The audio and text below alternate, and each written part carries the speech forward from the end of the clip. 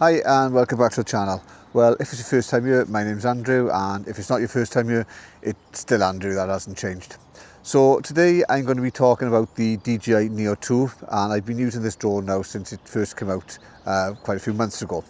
So I want to be clear from the start that I'm not sponsored. I paid for the drone myself, so everything I say in this is not going to be covered by any caveat from people like DJI, and there's not going to be any bias. This is going to be my personal opinion on the DJI Neo 2. So I'm also going to be covering the real world results I got from the drone itself, things like flight time, distances, real world usage. And I'll be honest with you, it did surprise me. So it is a small and powerful drone, but it's not perfect. So as I said in the video, I'm going to break down everything properly with the pros and cons for each category, real world use, and whether or not it is actually worth buying. So before I get into the pros and cons of the drone, if you could do the like, subscribe, notification and the hype, that would be greatly appreciated. So first of all, when you get the drone, you're going to get things like the half-inch CMOS sensor. You've got the ability to take 12 megapixel photos, 4K up to 60 frames a second with slow motion up to 100 frames a second. It's very lightweight, coming in at only 151 grams, and the stated flight time is round about 20 minutes in perfect conditions. Plus you've got 49 gigabyte internal storage and the omnidirectional, I can't even say that, and the omnidirectional obstacle sensing. So on paper, it's not a pro drone, but it's not really a basic drone either. So the first thing you're going to notice about the drone is that it feels tough. So the pros for this is that it's got proper inbuilt guards. It is super lightweight, as I said, so there's going to be less damage when it crashes, and it does handle bumps surprisingly well. And I'll be honest with you, I have crashed the drone numerous times into trees, and really it's come out unscathed. And it's not just me that said that. I've seen plenty of other reviews where someone has tried to physically destroy the drone, and it's surprised it's just lived on. But the cons when it comes to it, well, there aren't any. With the build quality, it really is up there. So overall, it is one of the best drones I've used for inspiring beginner confidence. So I can't really fault it when it comes to build quality. So the next thing I'm going to cover is the wind resistance. Now with small drones, they do usually struggle when it comes to high winds. But with the DJI Neo 2, you have got improved motors, and that gives better stability than the previous version. So it does handle the wind quite well. And it is rated to around about a level 5 wind resistance, which is 24 miles an hour. Now, I have flown in conditions where I did expect it to fail, but I'll be honest, it did handle the positioning very well. And there is a full video on flying high winds up here. But again, the cons are going to be that in strong gusts, you are going to see movement with the drone. The battery is going to drain a lot faster, and it can drift slightly in really extreme conditions. But overall, for its size, it really is impressive, but not perfect. Moving on from that, we got quick shots and automation, and this is where the Neo 2 really shines, because it's got a number of different flight modes, including things like droney, rocket, circle, helix. You've also got the ability that it's going to launch directly from the palm of your hand and land, and that's great. You're going to get fully automatic cinematic shots, again that's perfect. And then if you want to take things a little bit further, you've got the option for cruise control, and that's going to give you some really nice cinematic shots. So you are literally just launching the drone with a press a button, and it's going to do the shot for you. So it is going to be perfect for things like travel, social media, or if you're out filming by yourself. But there are a few cons, and that's going to be the limited customization. So this means that if you are using the automated modes, things can feel a bit repetitive if they're overused. But honestly, for quick content, it is ridiculously convenient. And again, there's a full video on this up here if you want to watch that. Now, when you are out solo filming, one of the best features you're going to have on a drone is going to be the tracking feature. Now, the tracking is powered by its upgraded active track system, allowing the drone to automatically follow you. And it supports multiple tracking angles such as left, right, forward, back, and that's going to enable more cinematic shots without manual control, as it uses the omnidirectional obstacle avoidance to detect and move around objects. Plus, you've got the option for it to go up to 27 miles an hour, so that's going to make it suitable for things like cycling and running. However, the tracking performance can vary in complex environments or in low light conditions, so it does work best in open, well-lit areas. And some reviewers have called it the best tracking implementation they've seen at this price, and I'll be honest with you, I do agree with them. The tracking capabilities of the drone, considering its size, are amazing. But on the downside, it's not going to be perfect with obstacles. And when you're using the app, you are limited to the characters that you can track, so basically it can only track you, and you do get more freedom when you're using the controller. Now, one of the most important features that you had with the DJI Neo 2 is the ability to fly over water, because when you fly a drone over water, it can look amazing, but it's also one of the riskiest things you can do with a drone. But the good news is that the Neo 2 can handle it with some caveats. Now, you do have the omnidirectional obstacle sensing, as I said, and that's going to include the downward sensors as well as forward LiDAR, and that's going to help with positioning and stability. And DJI did design the drone to handle tricky environments like water and reflective surfaces better than the original Neo. But there is a catch. So DJI say that you can fly around about 4 meters above the water, but I found in testing that 4 meter level is a bit low. You do need to go up a bit higher, because water is basically the worst case scenario for the drone sensors. The downward vision sensors can get confused easily by reflections and moving water, and that can cause the drone to drift, or in worst case scenarios just suddenly drop, and I have experienced this myself. And you can see another video on flying over water up here. And if you are flying, like I said, under 10 meters, it's risky, so I would tend to go higher, round about at least 10 meters. So my advice when you are flying over water is to stay higher. Definitely make sure that you've got a strong GPS lock, avoid any windy conditions, and don't rely on the purely automation of the drone, because remember that no drone is foolproof, and it's certainly not waterproof. If it goes into the water, then it's going to be lost. But you are going to get some great cinematic shots if you do fly it over water. As I said at the beginning of the video, I'm not sponsored, so if you could do the like, subscribe, notification and hype. There's also an option there for buy me a coffee or a super if you could do that. Any funds that are going to go towards new drones like the new Avata 360, which is coming out later this month.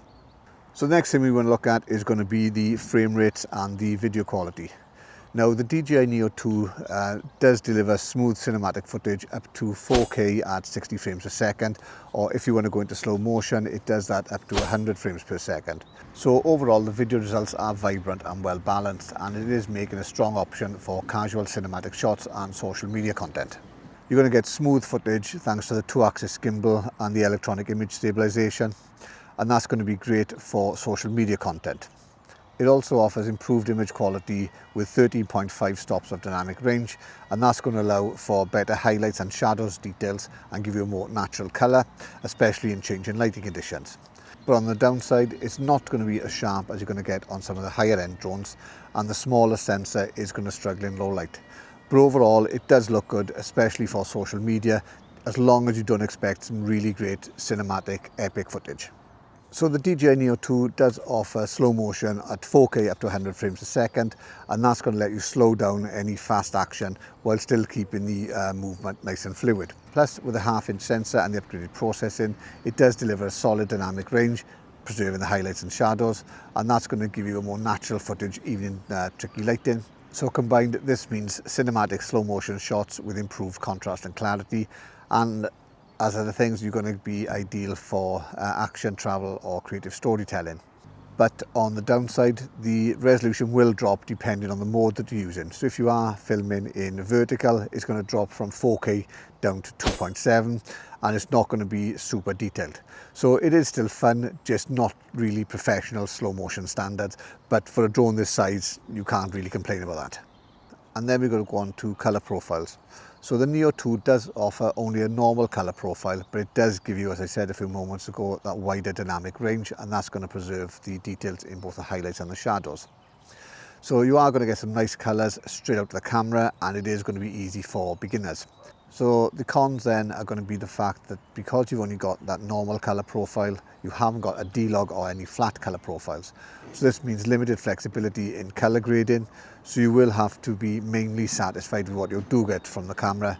So it really is more of a shoot and share drone and not a pro editing tool. So if you are just posting for social media, then it's not going to be much of a problem. Now, the DJI Neo 2 does allow you to do photography as well, and it will give you some great landscape shots thanks to the wide angle lens.